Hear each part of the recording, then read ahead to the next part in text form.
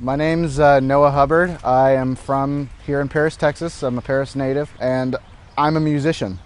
So there's 7 tracks on the record. A lot of these were songs that I got blessings from my bandmates, my old bandmates, to re-record and arrange and finally bring to life. I have 2 singles out on the album. One is called Bulletproof. It has a B-side called FFS. We released that last year. And then I have the song Night Marchers.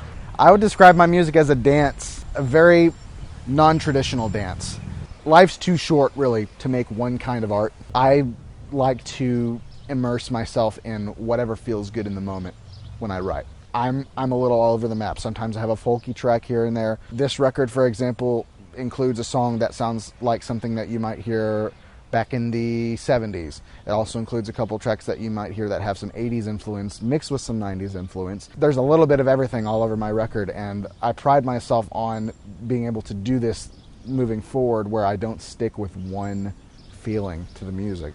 6 of the 7 songs on this record are songs that I wrote with my bandmates. The last song on the record, it's called Sunrise 79. That was one that I wrote especially by myself for the album. Most of the songs on this record are not slow. They have an upbeat mentality to them. But this one is the one Americana country folk tune that I wanted to kind of jump into and make. I wrote it a couple of years ago after a super late Christmas party where I realized I had planned a trip to drive from Austin to Little Rock, Arkansas. I was on the road by 4:45 in the morning to get to Little Rock. It's about a 7-hour drive from Austin-ish.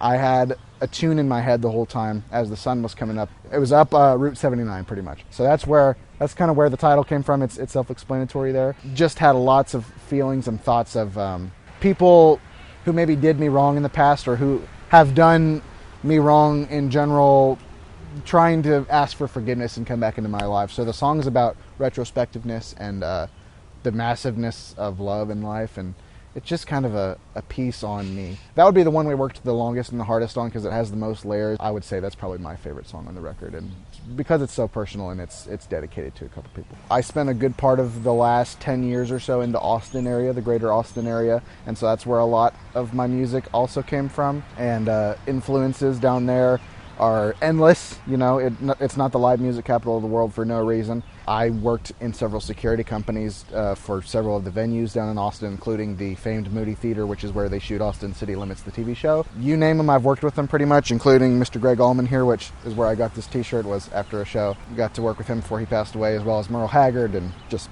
I could go on and on about that, but several others. And lots of people help when it comes to recording, and eventually once, the current COVID-19 crisis maybe lets up a bit. I don't know how long that will be. The live music industry will get back into jumping.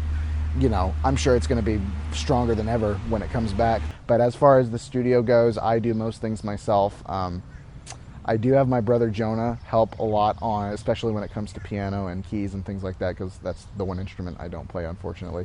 The first big one that I can remember is the band Rush. They've always been a constant since I was about at least 8 to 10 years old.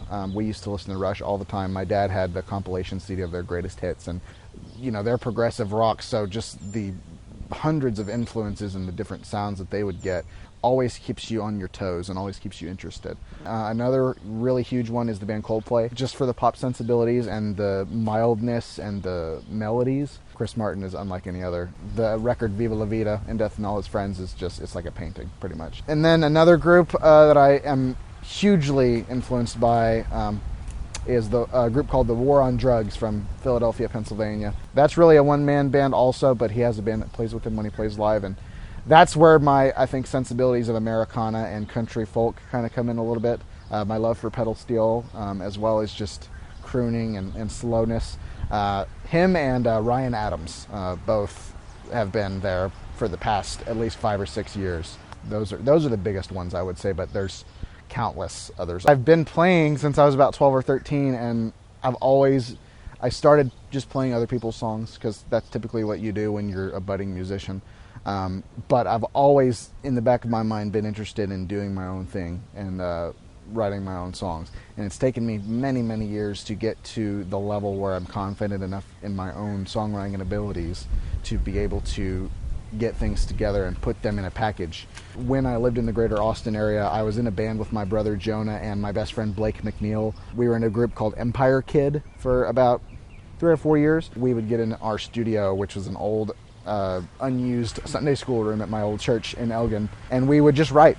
We were a 3-piece, so guitar, bass, drums. We would kind of just circulate and everyone would play everything. That really, when I got immersed in that process, gave me a lot of confidence in that I had the ability to start kind of, piecing together what would be something good that I could take on myself. The first thing I started playing when I picked up music seriously was the bass guitar. I would say mostly my brother and my dad were always the dominant guitar players in the house. I was a little, I guess, perturbed or intimidated by how many strings there were, and I'd tried a little bit before to play chords, and I would be told by my dad that's not right, or obviously I didn't have formal training, so I just kind of drew away from that. And the bass looks like an easier instrument to play in the eye of the beholder, I would say, because it's got 4 strings. And then from there I just kind of picked up the drums. I had been, I guess, decent at keeping a 4/4 beat. We ended up jamming, me and my bandmates, and then I sat down one day and started playing this kind of jazzy lick and went on from there. And then I got down and got serious about playing the guitar. And so the 3 dominant, I would say, would be guitar, bass, and drums.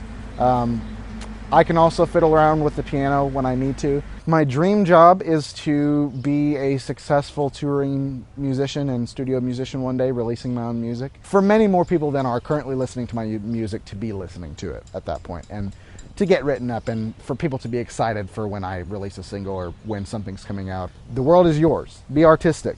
There's endless possibilities. Nothing's original anymore, but that doesn't mean that you can't still make something that people will love and that you'll be proud of. That would be my biggest takeaway and my biggest hope for the future.